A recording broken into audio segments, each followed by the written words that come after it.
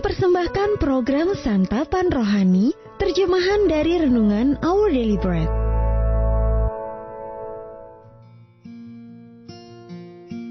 Sahabat ODB, pembacaan Alkitab hari ini terambil dari Hakim-Hakim pasal yang ke-7 ayat yang pertama sampai dengan ayat yang ke-8, lalu dilanjutkan dengan ayat yang ke-22. Hakim-Hakim pasal yang ke-7 ayat yang pertama sampai dengan ayat yang ke-8, lalu dilanjutkan dengan ayat yang ke-22. Gideon mengusir musuh. Adapun Yerubbaal, itulah Gideon. Bangun pagi-pagi dengan segala rakyat yang bersama-sama dengan dia. Lalu mereka berkemah dekat mata air Harod, perkemahan orang Midian itu. Ada di sebelah utaranya dekat bukit More di lembah. Berfirmanlah Tuhan kepada Gideon, terlalu banyak rakyat yang bersama-sama dengan engkau itu, daripada yang kukehendaki untuk menyerahkan orang Midian ke dalam tangan mereka. Jangan-jangan orang Israel memegah-megahkan diri terhadap aku sambil berkata, tanganku sendirilah yang menyelamatkan aku.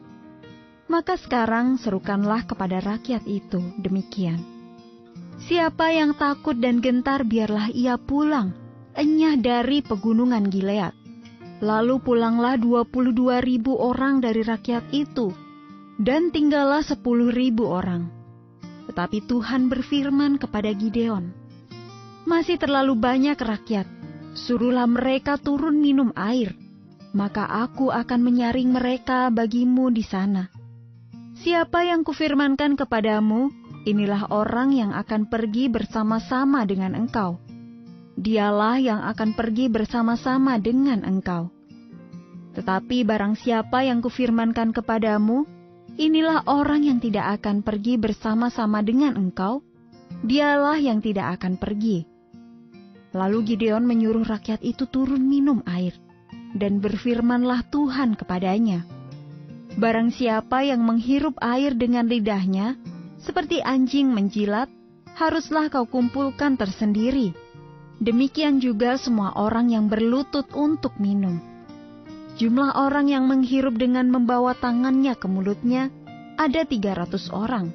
Tetapi yang lain dari rakyat itu, semuanya berlutut minum air. Lalu berfirmanlah Tuhan kepada Gideon, dengan ke-300 orang yang menghirup itu, akan kuselamatkan kamu. Aku akan menyerahkan orang Midian ke dalam tanganmu. Tetapi yang lain dari rakyat itu, semuanya boleh pergi, masing-masing ke tempat kediamannya. Dari rakyat itu mereka mengambil bekal, dan sangka kalah. Demikianlah seluruh orang Israel disuruhnya pergi, masing-masing ke kemahnya. Tetapi ke-300 orang itu ditahannya.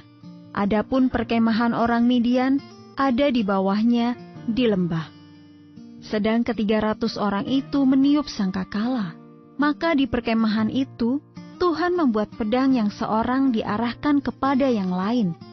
Lalu larilah tentara itu sampai ke Bet-sita, ke arah Zerera, sampai ke pinggir Abel Mehola, dekat Tabat. Ayat Mas renungan hari ini terambil dari Hakim-Hakim pasal yang ke-7 ayat yang kedua, dalam terjemahan bahasa Indonesia sehari-hari. Tuhan berkata kepada Gideon, anak buahmu terlalu banyak. Aku tak mau memberikan kemenangan kepada mereka atas orang Midian, sebab nanti mereka pikir mereka menang karena kekuatan sendiri. Judul renungan kali ini, Cara yang Beriman, ditulis oleh Lisa Samra. Sahabat ODB, dalam babak kualifikasi Piala Dunia tahun 2017, tim nasional Trinidad dan Tobago mengejutkan dunia dengan mengalahkan tim Amerika Serikat yang berperingkat 56 tingkat di atas mereka dengan skor 2-1. Kekalahan itu menggagalkan tim Amerika Serikat untuk lolos ke Piala Dunia 2018. Kemenangan Trinidad dan Tobago itu sangat tidak terduga. Salah satunya karena jumlah penduduk dan sumber daya Amerika Serikat jauh melampaui yang dimiliki negara kecil di Karibia tersebut. Namun keunggulan yang seolah tak tertandingi itu rupanya tidak membuat tim yang dijuluki Soka Warriors tersebut gentar. Kisah Gideon melawan orang Midian memperlihatkan kejutan yang juga tak terduga. Dengan sekelompok kecil pejuang melawan pasukan berjumlah besar. Pasukan Israel sebenarnya berjumlah lebih dari 30.000 orang. Tetapi Tuhan memangkas jumlah mereka hingga tersisa 300 prajurit saja.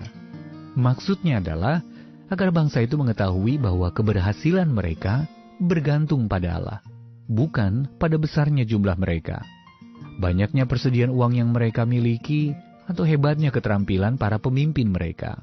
Hakim-Hakim pasal yang ke-7 ayat yang pertama sampai dengan ayat yang ke-8. Bisa saja kita tergoda untuk menaruh kepercayaan dan keyakinan kita kepada hal-hal yang dapat kita lihat atau ukur.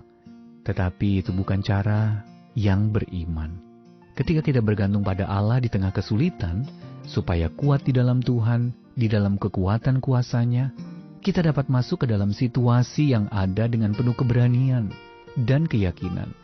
Bahkan di saat kita merasa tidak berdaya dan tidak memenuhi syarat. Kuasa dan kehadirannya sanggup melakukan hal-hal yang ajaib di dalam dan melalui kita. Sahabat ODB, pernahkah Anda menghadapi rintangan-rintangan yang seolah tidak dapat diatasi? Terlepas dari kemenangan atau kekalahan yang Anda alami, bagaimana penyertaan Allah terasa nyata bagi Anda? Ya Allah, ketika hidup terasa sulit, tolonglah aku belajar untuk semakin mengandalkan kuasa dan kasih karunia-Mu yang ajaib. Our Daily Bread Ministries, watakkan firman pada dunia. Apakah Anda berminat mendapatkan buku renungan ini dalam bahasa Indonesia, Inggris, atau Mandarin? Atau Anda rindu mendukung pelayanan ini? Hubungi Our Daily Bread Ministries di 021 2902 8950, WhatsApp 0878 7878 9978, email indonesia@odb.org. Tuhan Yesus memberkati. Let God's prosperity